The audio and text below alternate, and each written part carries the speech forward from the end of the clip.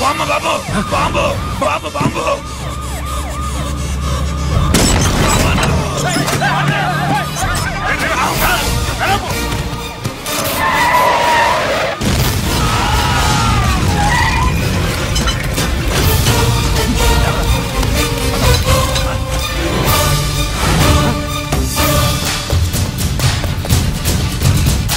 కుప్పస్వామి కుప్పస్వామి ఎక్కడికన్నా రే గిరి ఆగు ఎక్కడ తీసుకెళ్తున్నావన్నా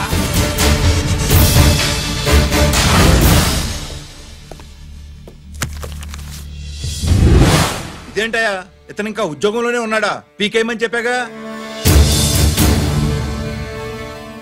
చెప్ప పెట్టకుండా తీసేయడానికి ఇది పొలిటికల్ పోస్ట్ కాదు పోలీస్ డిపార్ట్మెంట్ ఉద్యోగం మరి కుప్పుస్వామిని నీ కళ్ళ ముందే పేల్చేస్తున్నప్పుడు ఏమైందంట మీ పోలీస్ డిపార్ట్మెంట్ ముఖ్యమంత్రి దగ్గర నుంచి మంత్రుల దాకా అందరూ బుల్లెట్ ప్రూఫ్ జాకెట్లు ఎందుకు వేసుకుంటున్నారు తమరు ఎక్స్ప్లెయిన్ చేస్తే మీ ప్రశ్నకి నేను మా డిపార్ట్మెంట్ తరఫున సమాధానం చెప్తాను సార్.